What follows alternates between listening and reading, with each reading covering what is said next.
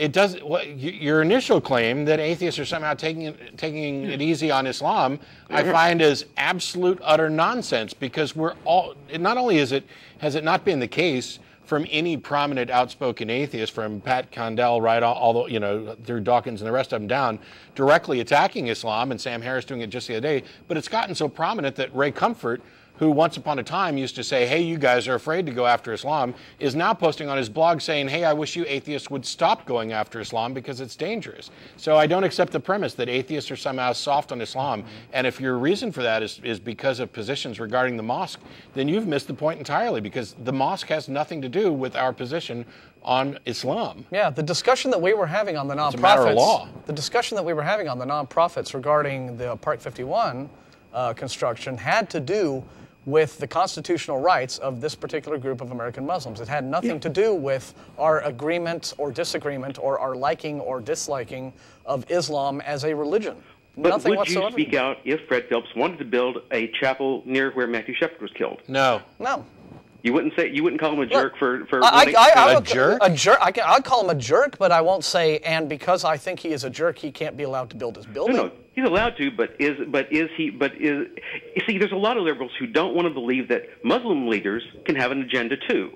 I mean, they'll call a Christian. Well, again, Christian what does that have to? He's obviously got an agenda like intelligent design. We knew that was an attempt to get the Bible back into classrooms. No, it's not. Well, it's.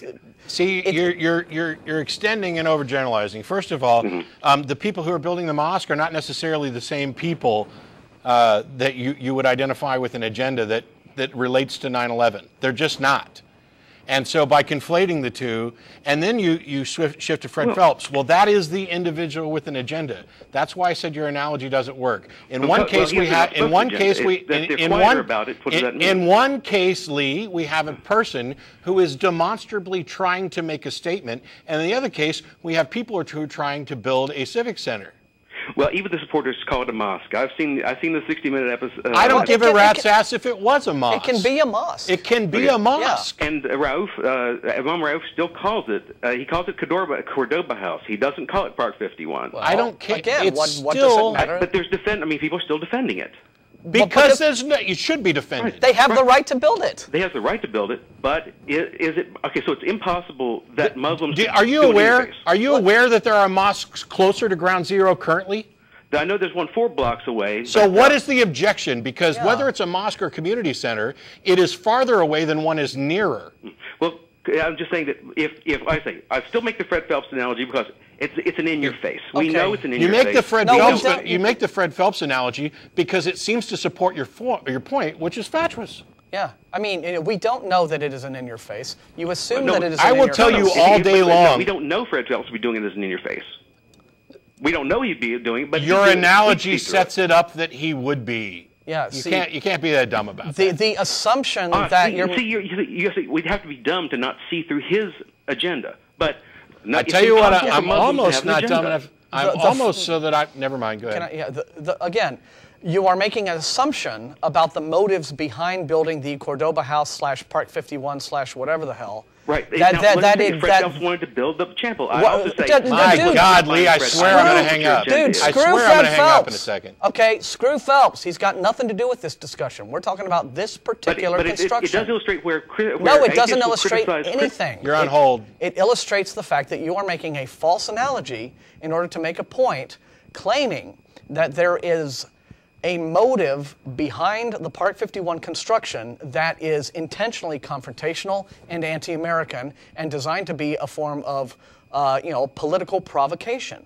And there is no basis for that. In fact, the mosques that are in that same area, in the same Ground Zero neighborhood, have for a long time, in fact, been attempting to expand because, this has been a construction that's been planned for some time.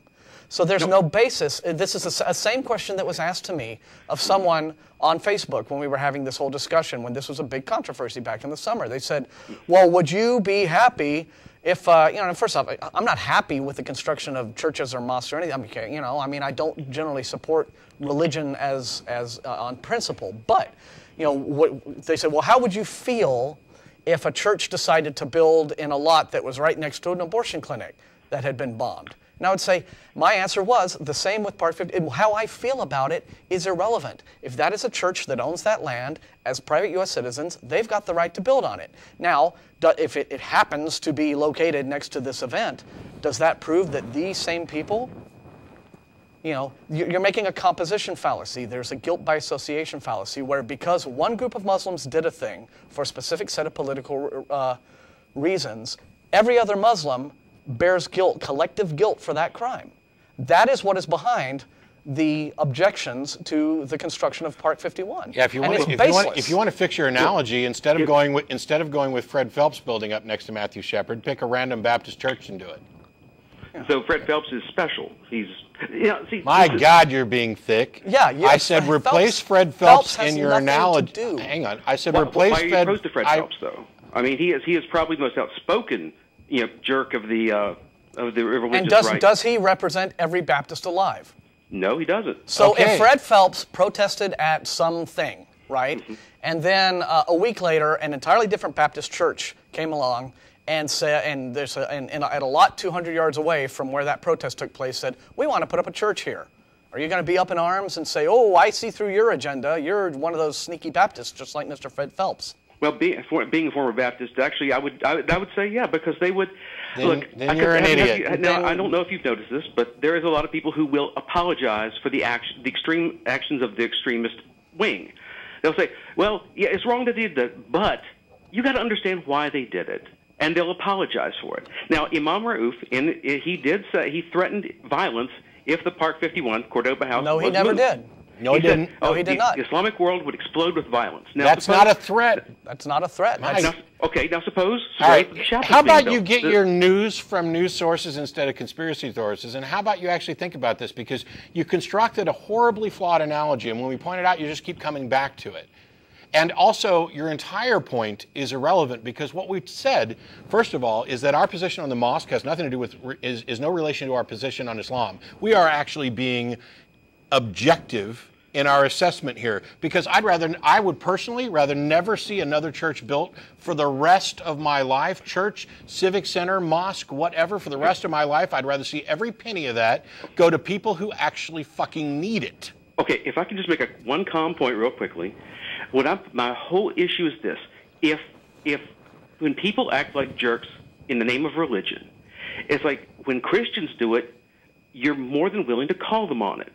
It's sure. Like, but no, like, okay, Fred Phelps, okay, sorry. When he acts like a jerk, you're willing to call him on it. It's legal for him to protest funerals, but it's being a jerk about it.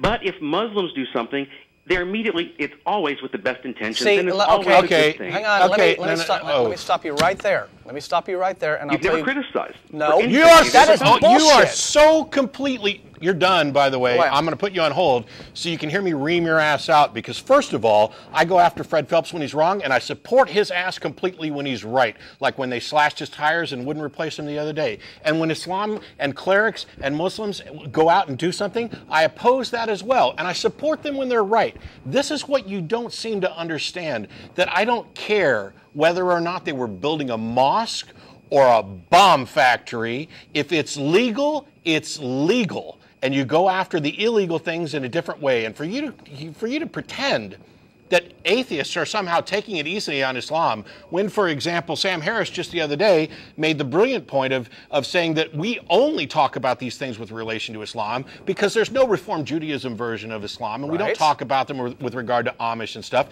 that we recognize a demonstrable threat here, and that we talk about it.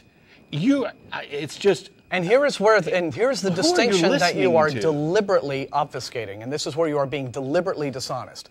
You first try to make your analogy to Fred Phelps. You say, well, Fred Phelps does something, you call him on it. Then, when you shift over to talking about 9/11 and the mosque and what have you, you go from an individual to a group. You go from Fred Phelps to Muslims. And that is where the dishonesty in your whole attempt to make an analogy is happening. That's it. Okay? Yep. One group of Muslims associated with a terrorist organization committed an act of war 9 years ago. Bad shit. We were certainly all over it when it happened.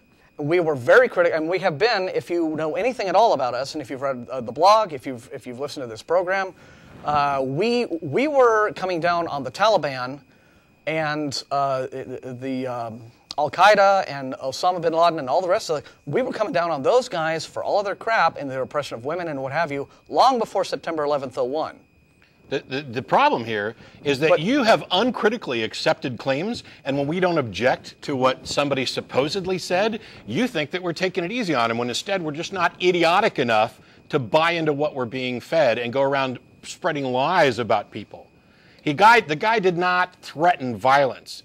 He talked about the real possibility of violence. There's a difference, and if you don't recognize that, that's part of the problem. And it would be asinine for me to come on here and start saying the stuff that you think I should be saying. And if you don't like it, don't watch. Yes. I don't mind. And again, to claim that we are not willing to criticize a certain group, we are willing to attack a group of Muslims who do a thing. No. And that's the other thing. It's not we're attacking a group. We're attacking ideas and actions that people take. Let's say an organization. Yeah. One Muslim organization, and then when an entirely different Muslim organization decides they want to build a mosque, the fact that we can make a distinction between those two organizations, even though they both do claim the same religion, yeah, and the motives between those two organizations, now if you have some sort of evidence that, this group building Park 51 is exactly the same group, the Al Qaeda, they're directly affiliated with Al Qaeda, and I know that there are a lot of conspiracy theories trying to claim that. But don't come here with some bullshit saying that, oh, well, we're not willing to go after Muslims because you just haven't been paying attention to us, if that's what you think. Or anybody else. I mean, and your argument is... Look at every one of the top atheists. All they've been doing lately is going after Muslims. Yeah. You guys are afraid to go after Islam. Yeah, whatever. Yeah. Next. Again, just do a search for Islam on the Atheist Experience blog and look at some of the stuff I've written. Yeah, next. So anyway, next. We got Kevin in New York. How are you? And sorry for the wait. It's good to get riled up, though. Dylan. Kevin? Yeah, hi. How you doing? Sorry for the wait. That's all right. Enjoying the conversation. Well, all right. That makes one of us. Oh, I was enjoying it very much. I hate lies. Well, and I hate idiots. I love calling out lies, though. Anyway, so go ahead, Kevin. What have you got for us, sir? I just want to say I believe I can prove the existence of God. Oh, boy. Bring it. All right. Basically, you have sexual reproduction. I mean, you have the scientific fact that all life can only come from life. No, you don't. Life, anyway. No, you don't have that as a scientific fact. Yeah, we do. It's called the law of biogenesis, actually. It's not. It's not what you're saying that all life can only come from life. It's that all we've observed is life coming from life. Abiogenesis, by the way, is a field of study that has demonstrated scientifically in the lab that life can come from non-living matter. It actually can't. That's not true. Well, okay. So believe me, I've done the research. I've been on both sides of the fence. Okay, give us a site for that. Then. Hang on, because I'd ask you how on earth you can baldly assert that when people like John Oros have demonstrated that it does happen. I mean, and not just the Uri Miller experiments, which had a different atmosphere from Earth, but still demonstrated that you get the building blocks of life from non-living material. But Oros has done work with this as well. We know that it's at least possible. And not only that, but we know that it had to happen. Yeah, and life is, life is chemistry, really. I mean, it's just... Actually, the Miller-Urey experiment didn't really prove anything. All it said, like you said, it proved that building blocks of life can be formed, but... What's that?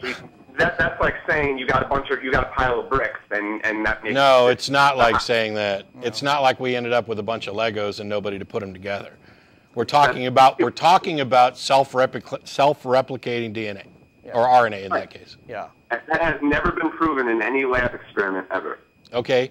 I disagree with you, but however, even if it hadn't, it doesn't mean... I disagree with something that's pretty much blatant fact.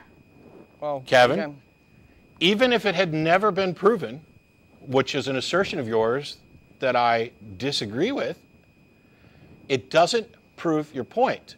See, just because we haven't demonstrated that life can come from non-living material doesn't mean that it can't.